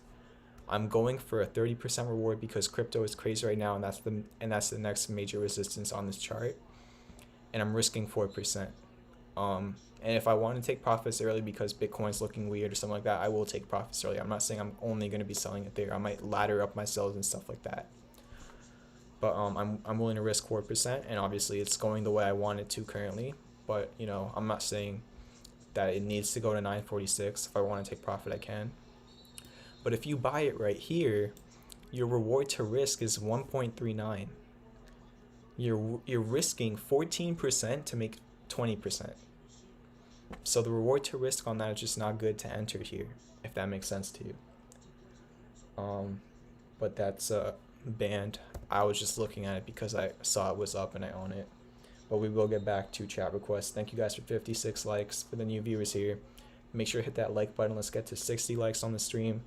I'm going for my longest stream ever tonight. Let's see how long I've been live. I've been live for 1 hour and 36 minutes, so about like 20 minutes until I reach my longest stream ever. Make sure to hit that subscribe button if you haven't already. Like 80% of my viewers aren't subscribed. It's just free analysis. And if you want to send me a tip, it's the first link in the description. But let's keep it going. Got 40 people in here. Let's look through some tickers. I did look at TTCF earlier on. Workhorse crushed both of the targets I put out. I posted Workhorse at $19.20. It's currently at $28.87. And my targets were 23 and 25, and it's now at 29. So it crushed both of my targets. Not much of an edge anymore. It could keep on going parabolic. It could pull back and dump. Just not much of an edge. I already took my profits. And yeah, I mean, I'm just not looking at it because it's just a straight line up currently. And there's not much you can do with the straight line up in terms of technical analysis. Bala says XP is showing a price of $51.85 for me. Does that mean it pushed through the resistance? Yeah, it could have broken the resistance after hours. I didn't even check that. So let me see. So if for the new people here, this is something I went on earlier in stream and it looked pretty good. But I said it really needs to break 51.34. After hours, it went to 51.85, so it did break that. But here's the thing, even if you break a resistance after hours, it really doesn't count because there's no candle of it. You want a candle on your chart to confirm that breakout. So it needs to break 51.34 when the market is open. Of course, it could, since it's up after hours, there's a higher probability that it will break that price when the market's open. It just has not happened yet, if that makes sense. But for the new people here, double bottom on the 4 hour. Uh, Someone donated 5. Take my money, nerd. I will take it. Thank you very much for the 5. Um, but yeah, EXPI double bottom on the 4 hour, and classic bullish divergence on the 4 hour MACD and RSI, and then on the daily, hidden bullish divergence. It just needs to break 51.34 while the market is open. GoPro I could take a look at. GameStop I can take a look at. AMWL, sure, we could take a look at that. I think I passed that and it was getting requested a couple times, so we could definitely take a look at that. I will take a look at XRP. We're gonna get through as many of these as possible. Let's get to 60 likes, guys. I know 4 out of the 40 people watching have not liked, so if that's one of you, hit that like button. Going for my longest stream ever tonight. I don't know what my browser is doing. Okay. We're gonna go with AMWL, then we're gonna go to GoPro. So American Well Corp. Already have this charted. Classic bullish divergence on the 4 hour. It's at a support. This is a value area. This is where one buys low in attempt to sell high. So sorry, I cannot look at IDEX. There's literally nothing I can do with something that goes up 100%. Obviously it's awesome, and I've been charting it since it was 80 cents. It's just like there's no edge currently on IDEX, so I just can't help you out with technical analysis there. But yeah, 4 hour classic bullish divergence on the MACD and RSI at a critical support. Looking good so far. Let's check out the daily. Not too much data, whatever you want to, however you want to pronounce it, on the daily chart. Looks pretty good. This could be the place to reverse. The stop loss would be very clear. The stop loss would be a few percent under $22, because that would be the new all-time low, and there's no support after that. So I'm gonna actually keep this on my watch list. If there's any place for this thing to stop dumping, it could be right here at $22. So I will keep it on my watch list and look at how it opens tomorrow. But that is AMWL. I will try to look at Kern. I guess I could just do that really quick, but basically, if I can find it, probably just have to search it up, right? Kern, I'm just gonna look at it right now because it's very quick. I showed this downsloping channel on Kern, and I said there's literally 2 potential scenarios. It was right at the heart line of the channel. So when I did chart it, it was literally right in the middle of the channel. I said there wasn't any major edge because there wasn't. So there's a 50% chance of it going up, and there's a 50% chance of it going down, and it chose to go up. So the next resistance, it just depends on when you get there, but it's this yellow downsloping supply line. Nice 13% day today, but yeah, not too much to look at there. It's just, you know, it chose to go towards the top of the channel. There was a 50-50 on that. Now we will look at GoPro and then XRP. I think I just hit the wrong GoPro. Okay.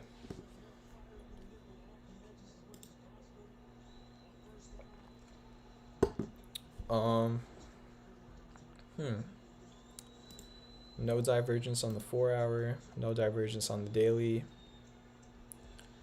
It broke under the $6.92 support, which is not good, and there is a gap to fill at $6.25. So I'd say there's like about a 65% probability that it's headed down to fill that gap at $6.25. No pattern, no divergence, just not much of an edge. There is now a gap to the upside though, to be fair, which is like at $8, but currently it's more towards the lower end gap. But that is GoPro. Let's take a look at XRP. I went over this on stream. In this area, I charted this flag and I charted the 49-cent resistance. And literally what I said was, if it breaks 49 cents, it'll go to 56 cents really fast. It broke 49 cents and it went to 56 cents really fast, and it went even higher. Pretty much went up to almost 65 cents today. Crazy runner. Basically, XRP was trying to break the 26 cents resistance since September, and it did break it, and ever since then it's been parabolic. It pretty much more than doubled in price. In the middle of this pump there was like an upsloping channel. It broke out of that to the upside, which is pretty common for major pumps and stuff. You'll have like an upsloping channel and then it breaks out to the upside. That happened a lot on Bitcoin earlier this year. But yeah, it broke the major resistance. It's already up a lot. And the next resistance that I really see is about like 76 cents. That was just your high from September 23rd, 2018. But again, if Bitcoin pulls back, then this will pull back too, because Bitcoin literally owns crypto. All the cryptos follow Bitcoin. So yeah, just keep on watching Bitcoin. If Bitcoin stays fine, the next resistance is 76 cents and your support is like 57 cents. But that is XRP. Steve, I did not look at MSN yet. I'm sorry. I know you've been requesting MSN a lot. Let me get to that for you. One more like to 60 likes. By the way, guys, we got 40 people in here. Need one more person to hit that like button. Spack to the moon. Send me a picture or tweeted a picture of the solo car. That is definitely mad funny. So yeah, let's get to 60 likes, guys. Can I look at ACB 722 at close and then after hours 860? Yeah, a lot of the weed stocks and electric vehicle stocks pumped after hours. I could look at ACB. Let's look at MSN first because Steve has been asking about it for a while. So let me take a look at that.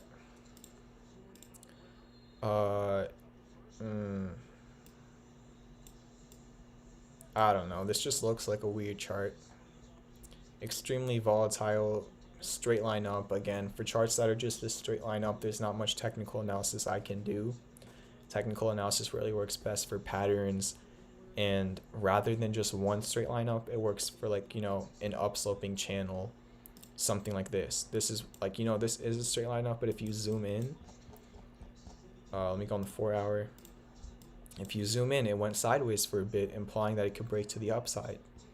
So that's where technical analysis works. Technical analysis really doesn't work, you know, in places like this. That's just, you know, it's pumping. It just depends on what the market wants to do at that certain time. Let's look at VMW for my moderator, Rooster. VMW. See what's up with that. Hidden bearish divergence on the 4 hour. You made a lower high in price, but you made a higher low on your MACD. So that is not too good. Be careful with that. There's the 200-day moving average at 138, but there is a gap to fill at about 135.13. So there's a gap to fill over there. I don't know. It just kind of went up to fill this gap, and then it's been using that as resistance. So the resistance is 149. This could be an area where it does pull back because of the bearish divergence and the resistance you're already seeing. What if it does break above it? Then they could cancel out that divergence, but a low probability on that happening. Anything's possible though, and not much of an edge on the daily. You definitely were in a channel for a really long time on this chart. I could probably just hold up. I could probably just delete this line right here, and then place a horizontal line right there.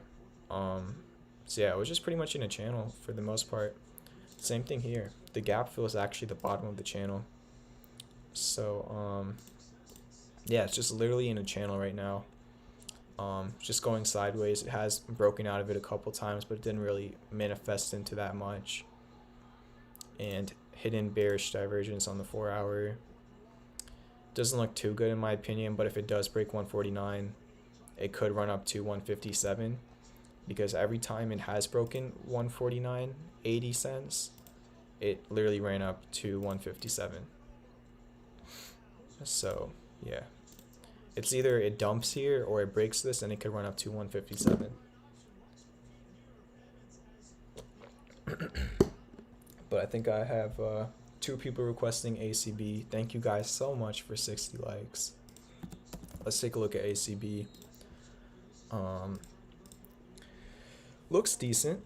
You have actually looks pretty decent, and it did break out of this after hours. I know that the price went up to $8.60. 4-hour hidden bullish divergence, and it had a pennant, and after hours it went up. If the price was $8.60,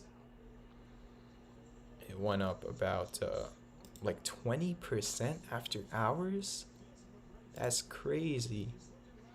So it broke 821, and if it does open tomorrow morning at $8.60 and it doesn't pull back right away because people want to take profit, the next resistance would be $9.67. That was your support over here, and it was your resistance over here. So not too complicated. It already broke out after hours. You just want to see it sustain those prices when the market opens tomorrow, and you can easily see 967 in time, and then right above that is your 200-day moving average. So like around like the upper $9 range, there could be some major resistance if it gets there. That is ACB. I'm trying to get through as many as possible. I can't promise I'll look at every ticker just for time purposes. But really do appreciate all the support, guys. Thank you for 60 likes. Make sure to hit that subscribe button. Thank you guys so much for the tips. Thank you, AL. Thank you, Print. Really appreciate it. AL, I got you with CEQP. So let's take a look at that. Oh gosh. Oh man. Alright, so the Buccaneers are down. I'm a fan of Tom Brady. It's all good. Just have to look at it real quick. I heard some cheering. Thought it could have been for Tom Brady, but it wasn't. CEQP. Good. If there's divergence, better.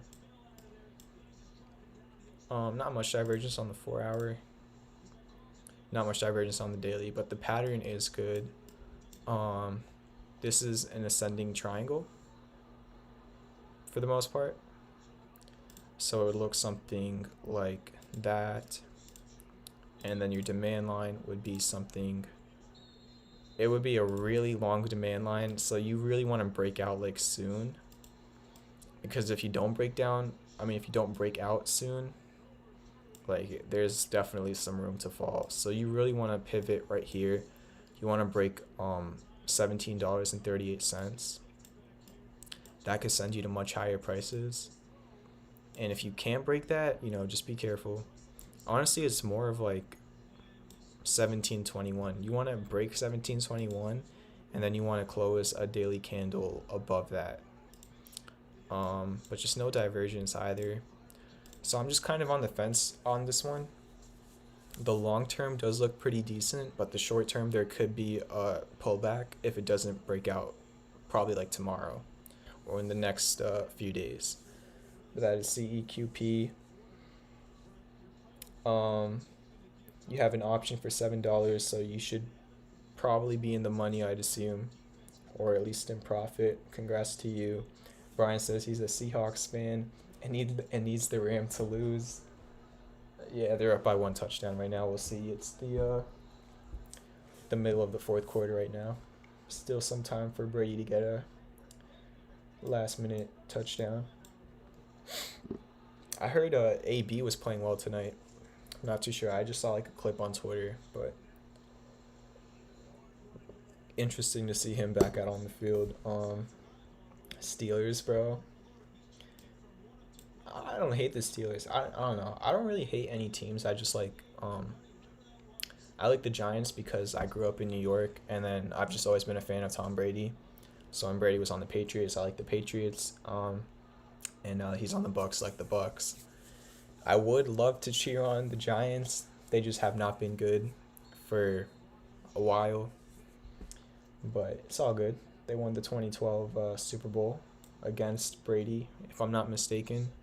It was New York versus New England, and Eli won that Super Bowl, I think. Don't quote me on that.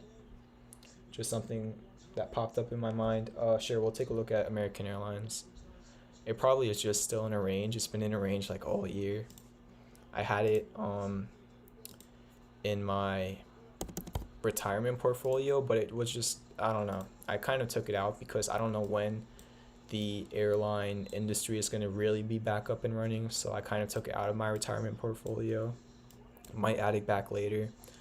But yeah, it's just in this really complex range. It did have an 8% day today.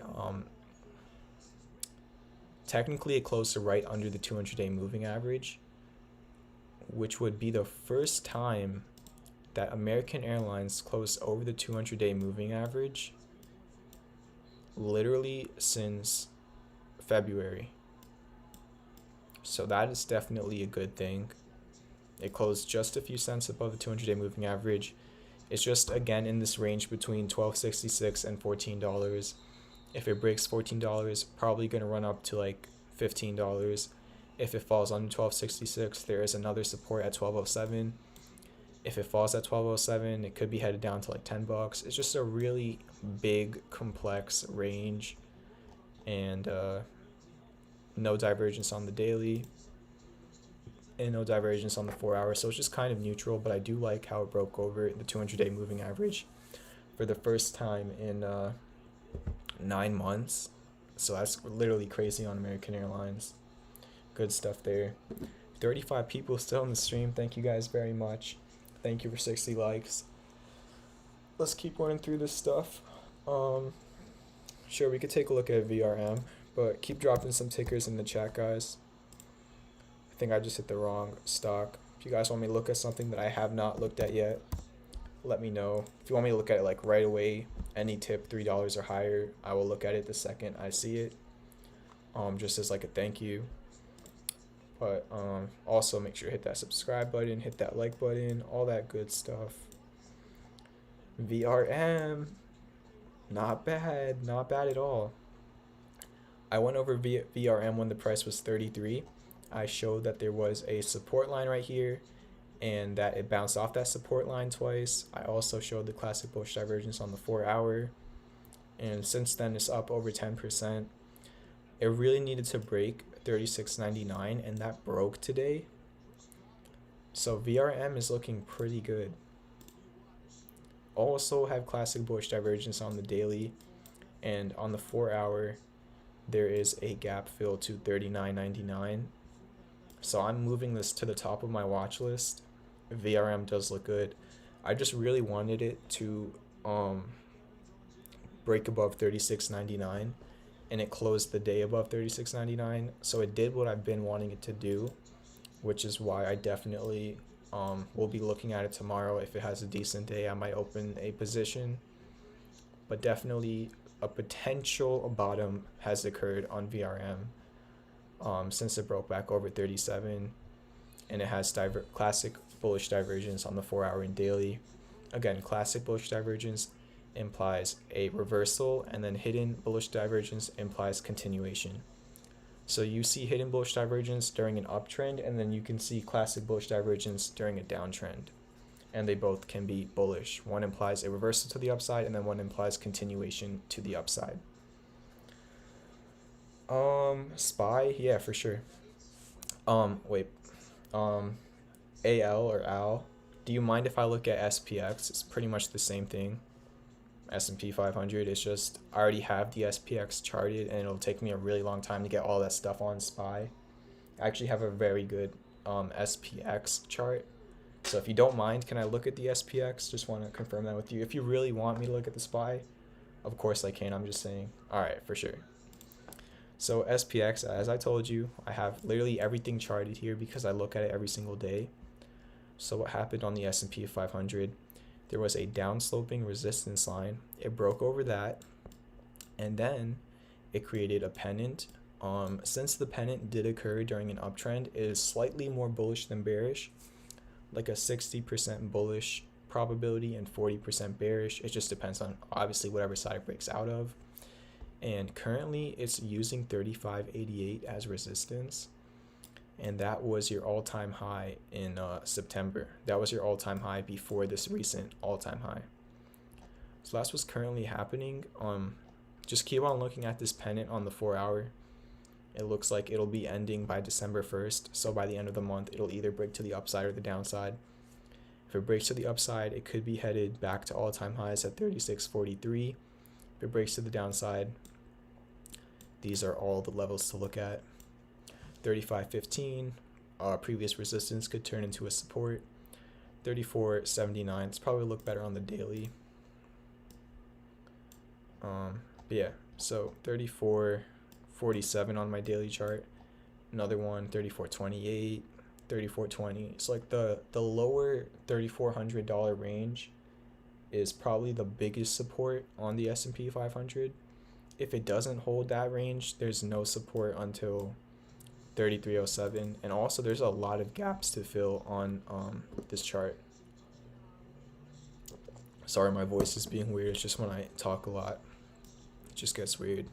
Still trying to get used to it. But yeah, that's the S&P 500. Not bad. Slight bullish edge.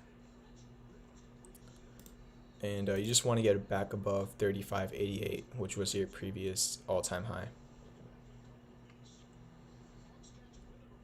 WTRH. Oh, for sure we can go over that. That was my biggest winner last week. Definitely want to go over WTRH. Where's that? Wader Holdings. Let's go. JT, thank you for the $25 donation. Let's see what he said. Twilio just got an analyst upgrade to $550. I will definitely take a look at Twilio. Let's go take a look at that first, since you just tipped me $25, and then we're going to come back to WTRH. Thank you very much for the $25 donation. Very kind of you. Let's go look at Twilio. See what's up with them. Really appreciate the 25, man. Just going to delete some stuff from the past. There was classic bullish divergence on the 4-hour. $550 is a very big price target, so I don't know about that, especially in the short term. I mean, obviously not in the short term, but in the long term, who knows. There was classic bullish divergence on the 4-hour, and then on the daily, wow, all right, not bad. Let me show this for you.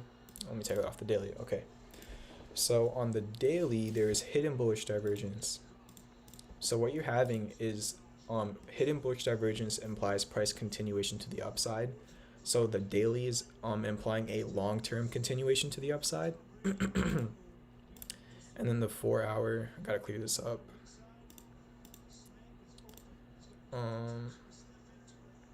Okay.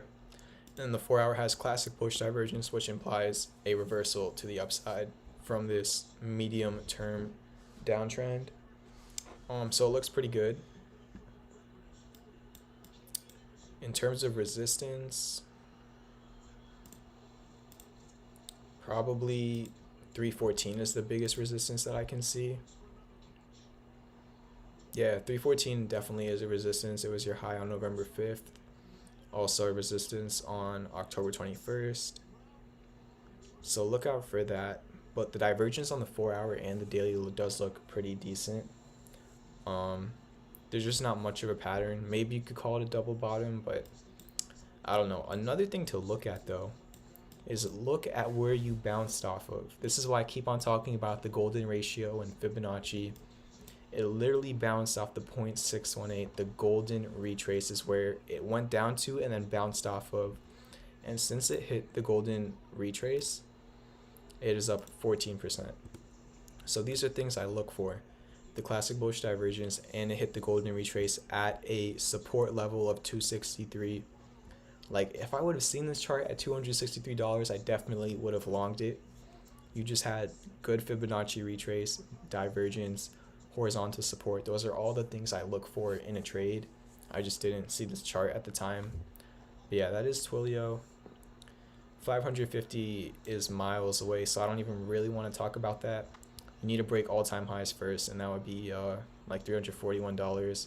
And before you can even get to all-time highs, there is 314. But hopefully the divergence on the 4-hour and daily could help it out a bit. But that's Twilio. Let's see how long we're in now. 2 hours and 3 minutes. We did it. I had a goal tonight to make my longest stream ever, and we did it. I've never streamed for 2 hours straight on this channel before. So we achieved that. Thank you guys very much. All 32 people of you are in here for a historic night. I think we also broke the most amount of likes I've had during a live stream. So 2 different records broken tonight. Make sure to hit that subscribe button and hit that like button. And if you want to send me a tip, it's the pinned comment in the chat. I will go back to WTRH. Just wanted to mention we broke the duration record for the stream, longest I've ever streamed. And that was the goal for today. So set goals and achieve them. Let's keep it going. Waiter, super hyped to look at Waiter. Thank you for the support, John. Very interesting. Because I posted Waiter on my Twitter. If you're not following me on Twitter, this is why you need to be following me on Twitter. I posted Waiter on my Twitter when the price was $2.60. That was literally a week ago. I literally posted this a week ago at around $2.60. And it was a 48% profit. It went right to my target. The first time it went to my target, it pulled back, literally right at my target that I had charted. Then it broke the target, and then I think it was last night on stream, I showed the next target of $4.11. Now, why did I show that? Because that was the 0.618, the golden retrace, which we just saw on the previous chart.